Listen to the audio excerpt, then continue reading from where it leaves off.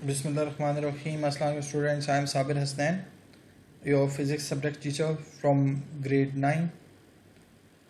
In this video lecture, we will discuss about velocity as we discussed about speed in last video lecture. Now our aim is to discuss about velocity. So the displacement covered by an object in a unit time is called velocity, or its another definition is the time rate of change of displacement of a body is called velocity. Keep one thing in mind, the basic difference between velocity and speed. In velocity we use the word, in speed we use the word distance. Distance is actually the total path traveled. If you remember the previous videos for distance and displacement and speed, distance is actually the total path traveled, that may be the curved path as well. But in velocity we are using the word displacement. So when we are using the word displacement, it means it's a shortest distance. And if you remember the previous video, in that we one of the figure in the previous video we showed that displacement is actually the shortest distance which is along a straight line. So it means that displacement covered by a body in a unit time is called velocity, or another way is the time rate of change of displacement of a body is called velocity. So we can write velocity is equal to change in position over change in time, or another way we can also write it displacement per unit time, displacement by time. Now velocity can be represented by v. If we write in term of boldface letter, that is represented by v, or v with a vector sign. Question is this: why it's a vector? We will discuss why it's a vector quantity. We'll discuss it after a few seconds. Its unit is meter per second, or we can write it m by s. The reason is, look at again, displacement is actually a distance, a shortest distance. So unit of distance is meter, unit of displacement is meter, and unit of time is second. Okay, so that's why its unit is meter per second. Now the question is, as I said, it's a vector quantity. So why it's a vector quantity? Look at that. Look at the equation. It's a vector quantity just because displacement is vector, but time is scalar. So there is a term vector divided by scalar, and then we'll get another vector quantity. So that's why velocity is a vector, because one of the term in the formula is, d by t is a vector quantity. That's why velocity is vector. We can write it down v equal to x minus x naught by delta t. Why we use v equal to, the upper slash is a symbol for vector, x minus x naught. Look at it again, change in position. I use the word change in position divided by change in time.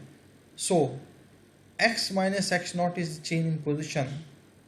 X naught is, suppose, your initial position. Okay, you were sitting somewhere and you started your motion. So the point where you started your motion, that is basically x naught, and x is your final position where you are right now, or where you will be after some time. Either that will be 3 seconds, 10 seconds, or 100 seconds. So that x is your final position, and delta t is the time during that motion, your previous position and your final position. The time between that is actually the delta t. That's why v is equal to x minus x naught by delta t. Now there are various types of velocity: uniform velocity, variable velocity, average velocity, instantaneous velocity. These are different types of velocities. So in this we will not discuss about instantaneous velocity as we in the topic speed, we didn't discuss about instantaneous speed. You will learn that in higher grades. Now, as I told you earlier, in speed we use the word distance per unit time. Here we are using the word displacement, and displacement is a vector quantity which is a shortest distance. So displacement is along a straight line, distance is along a straight line. So when we use the word distance along a straight line, that is a displacement. So the velocity in which body covers equal displacement in equal interval of times is called uniform velocity. Keep equal displacements in equal time intervals is known as uniform velocity. Look at the figure. A body covers a motorcyclist move along a straight line. So when that motorcyclist moves along a straight line, it will not change its direction. It means its distance and its displacements are same. So it covers 5 meters in 1 second, and time is 1 second. Again 1 second, in 1 second it covers 5 meters. Again 5 meters in 1 second. Again 5 meters in 1 second, and so on. So its speed and like velocity, it moves with a uniform speed because distance is same. Distance and displacement same.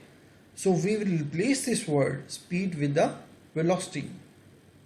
So that's why uniform velocity, a body move along a straight path.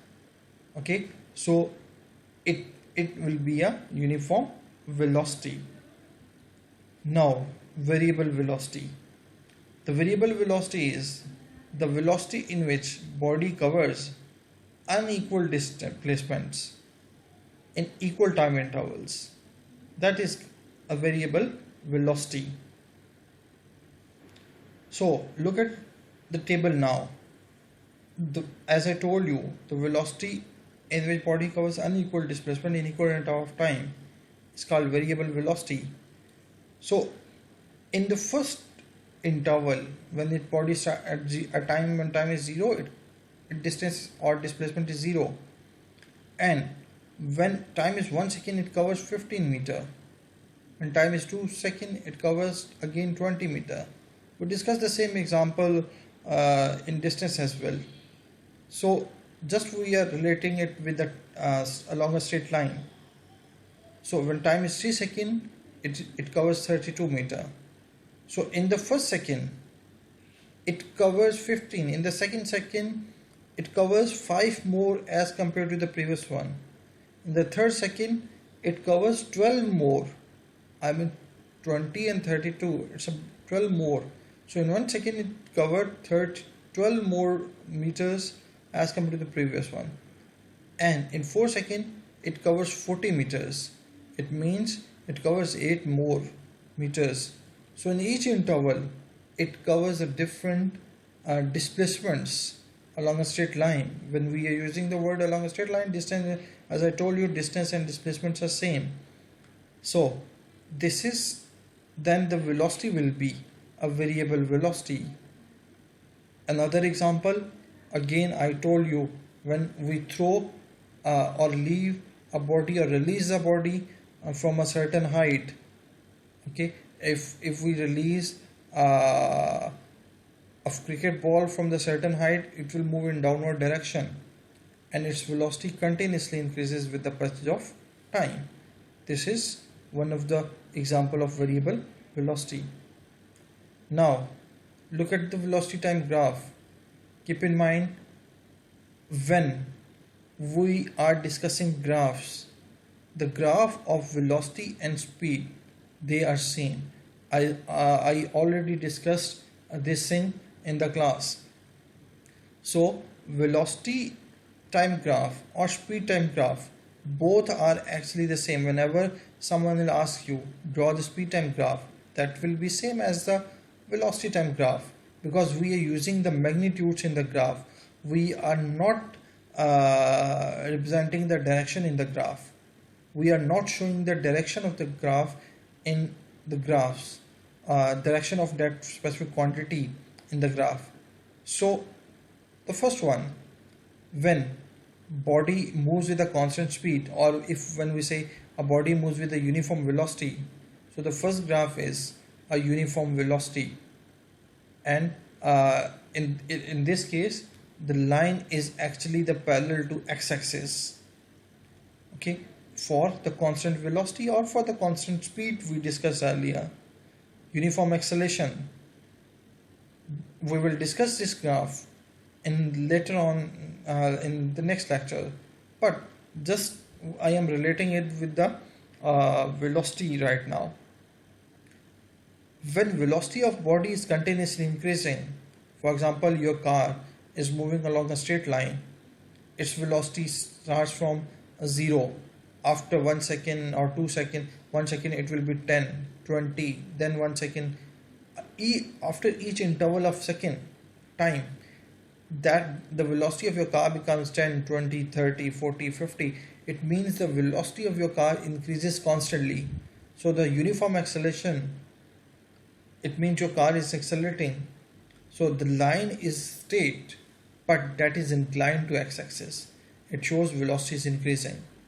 Next, non-uniform acceleration or variable increase in velocity. Look at this table again. This is a variable increase in velocity, and due to the distance. In the first interval, its velocity is 15 meter per second, second 20 meter per second, third 2 meter per second, fourth 40 meter per second.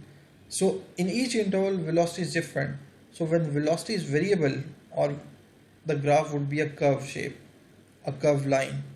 And if the velocity increases, the third one is a non-uniform acceleration. And if velocity decreases, let's suppose you are moving very fast and suddenly you have to apply brakes due to some emergency or whatever the reason will be, quickly the velocity will decrease and become 0. So look at second with the passive time, the non-uniform retardation, which shows actually the decrease in the velocity. These are the important graphs for velocity as well. Now the average velocity, as we discuss average speed, over there we discuss the total distance divided by total time. Now in average velocity of an object, it's actually the total displacement divided by the total time taken. Okay, total displacement divided by the total time taken. In other words, it is the rate at which an object changes its position from one place to another. It is denoted by V average. VAV. AV stands for average, and we put a vector sign at the top which represents velocity, a vector quantity. If we not put a vector sign, it means that represents a scalar quantity, which is speed. And look at the figure again. This figure shows, look, this is the displacement per unit. That's why we use the word displacement per unit time. This curved path gives us actually the distance. So if we use distance per unit time, it is speed. And when we use the word displacement per unit time, which is velocity. So the important point is average velocity is displacement per unit time. Will not take average velocity by a mathematical method, v1 plus v2. Let's suppose at first initial position your velocity is v1, at final position your velocity is v2. Okay, I mean at starting point your velocity is v1, which is 10, 0, 10 or 20, whatever you will consider. At final position your velocity will be 100 or 120 km per hour. So will not add them and divide it by 2. This is not the right way to take the average in case of velocities. Okay, so the average of velocity will be displacement per unit time. Okay, I hope you'll understand all the things. Watch this video again and again. Your all confusions will be clear. Thank you very much. Stay blessed.